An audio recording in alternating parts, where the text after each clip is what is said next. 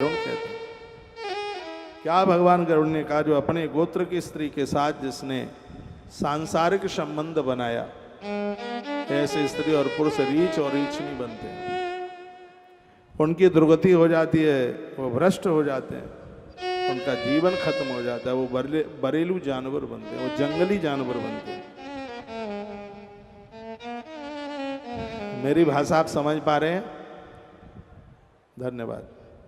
एक बार जयकारा लगाइए, बोलबा के बिहारी लाल की श्री हनुमंत बलवंत महाराज जय जय जय श्री राधे श्याम। तो अपने गोत्र के साथ में कभी विवाह न हो, संबंध न हो, ये कहा गया। अगली बात कही, सन्यासिनी जो स्त्री महात्मा बन गई है, तपस्वी साध्वी बन गई है, ऐसी स्त्री के साथ किसी ने कुकर्म किया है, तो भगवान कहते हैं कि ऐसा वह पुरुष अजगर बने बिना नहीं बच सकता।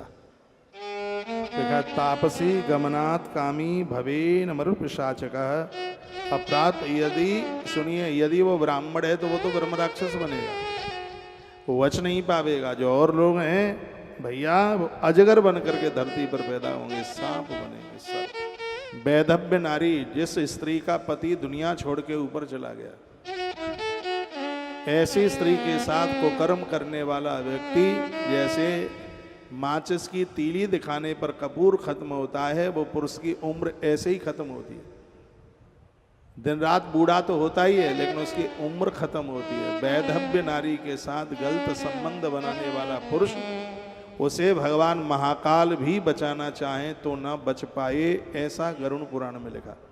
भगवान नारायण कहते हैं, मैं भी बचाना चाहूं तो न बचेगा, वो उसकी दुर्गति होनी है, उसको मरना है, उसको खत्म होना है।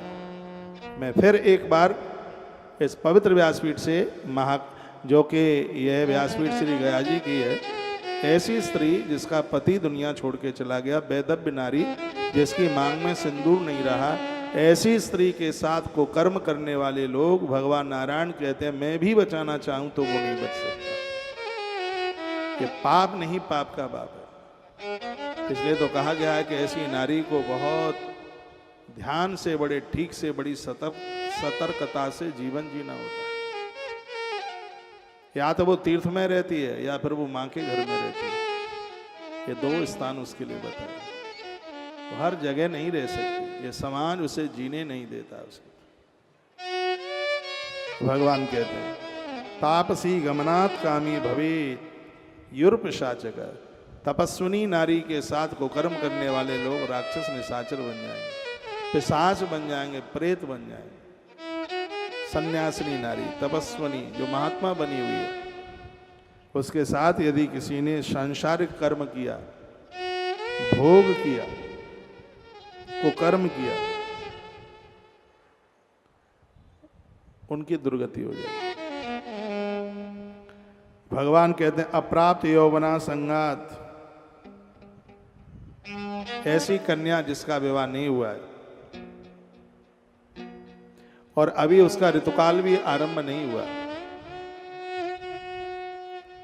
ऐसी कन्या के साथ सांसारिक कर्म करने वाला व्यक्ति एक जन्म तक नहीं, अनेकानेक जन्म तक दुर्गति को प्राप्त होता है। ऐसा भगवान नारायण कहते हैं, ये तो पाप का भी बाप है। वो कन्या दुर्गा की तरह पूज्य है। ऐसी कन्या के चरण छू करके ये समझ लो कि संपूर्ण दुर्गा मैया की जो 51 शक्तिपीठ हैं, सबका पूजन और दर्शन कर लिया। ऐसी कन्या अभी छोटी है, अति वंदनीय है, देवता उसकी पूजा करते हैं। ऐसी कन्या के साथ को कर्म करने वाले जो लोग हैं, जो भ्रष्ट लोग हैं, भगवान नारायण कहते हैं, ये तो इतना बड़ा पाप है कि जिस पाप का प्रायश्चित ही नहीं। इतना बड़ा अपराध है जिसका प्रायश्चित ही नहीं है कोई। और यमराज उनकी बड़ी ठुकाई करता है, 100 मारता है और एक गिनता है। लोहे के खम्भे से चिपटाया जाता है, उसे चीखता है। इसलिए है जीवन बहुत सतर्कता के साथ जीने की जरूरत है।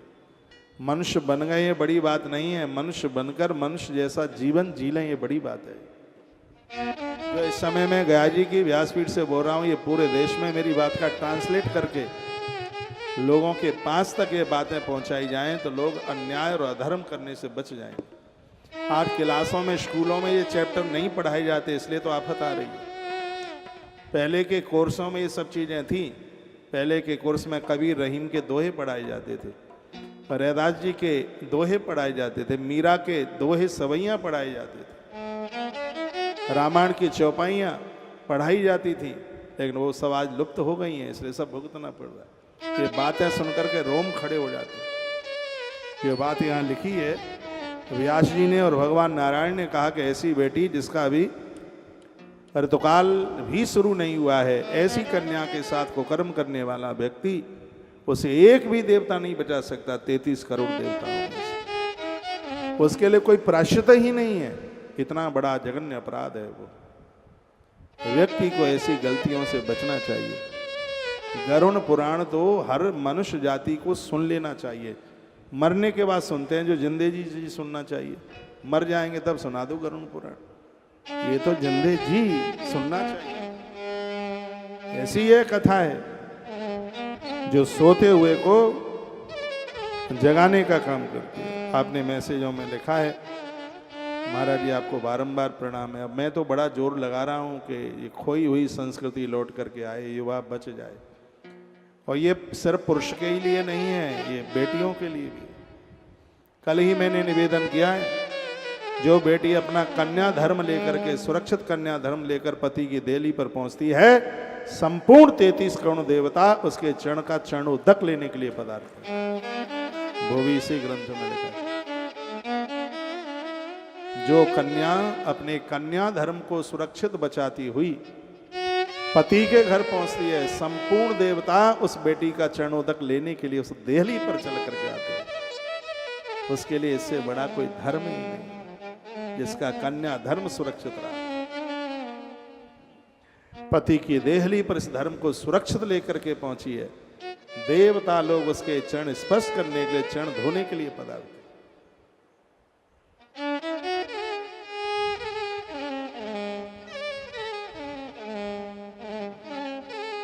एक एक सूत्र भगवान नारायण के मुख से बोला गया, बड़ा अद्भुत है। फिर कहा, अब ये दो बातें मैंने बोली हैं, तापसी गमनात् कामी भवित याक पिशाचका। एक वैदव्य नारी, एक तपस्विनी नारी और एक कुमारी कन्या, 3 बातें बोली। कभी भूल करके भी यहां गलत मत कर बैठना। ये वंदनीय है, ये पूज्य है, ये प्रणाम के योग्य हैं, इनका आशीर्वाद लगता है। फिर कहा, गुरुदारा विलासी चक्र कलासो भविंदर राज्ञीम गत्ता भवे दुष्टो मित्र पत्नी च गर्दव। मित्र की पत्नी के साथ को कर्म करने वाले लोग गधर्वी स्त्री, गधर्वी और पुरुष, गधर्व गर्धव, दूसरे शब्दों में क्या कहते हैं, डोंकी, DONKEY, डोंकी, गधा, ये बने। गुरु की स्त्री के साथ काम भोग करने वाले लोग गिरगिट बनते हैं। विष खोपड़ा एक जीव होता है, वो बनते हैं।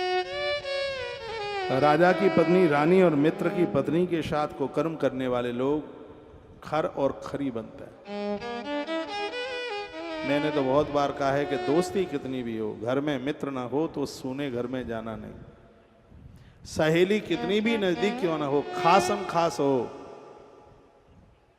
यदि वो पियर गई है, कहीं अलग गई है, तो उस घर में बिल्कुल जाने की जरूरत नहीं है। भले ही उस घर के बेटे अपने बेटों से खास हो, भले ही उस सहेली के पति का कितना भी आदर हो, ऐसे घर में कभी जाना नहीं है। रात भर वहां रुकना नहीं है उस घर में, बिल्कुल जाने की। ये तो आज्ञा ग्रंथ देता है और हम जीवन वही जिए। शास्त्री एक डिग्री होती है संस्कृत में, जो शास्त्र की विधि से जीवन जी रहे हैं उसे ही शास्त्री कहते हैं। खाली तिलक लगाने से शास्त्री नहीं, कंठी पहनने से ही शास्त्री नहीं, तो शास्त्रीय पद्धति से जो जीवन जी रहे हैं, शास्त्र के अनुसार जो जीवन जी रहे हैं, उसे शास्त्रीय कहते हैं। उसे आचार्य, आचरणातीति आचार्य, जिसके आचरण में सुगंधी है, जिसका आचरण बिगड़ा नहीं है, उसे ही तो आचार्य कहते हैं। खुशबू है जिसकी आचरण, उसे आचार्य कहते हैं। तो मित्र पत्नी च गर्दवा, मित्र की पत्नी या सहेली के पति के साथ को कर्म करने वाली स्त्री और पुरुष खर और खरी बनते, खोता खोती बनते। गुरु द्वारा अभिलाषी, गुरु की पत्नी के साथ को कर्म करने वाले लोग, गुरु पत्नी के साथ को कर्म करने वाले लोग बहुत बीमारियों से, अब ऐसी बीमारियां हैं, मैं उनका नाम लूं, यदि वो बीमारी किसी को हो तो उसे लगेगा कि महाराज ने हमें गाली दे दी है, इसलिए मैं ये बोलूंगा ही नहीं।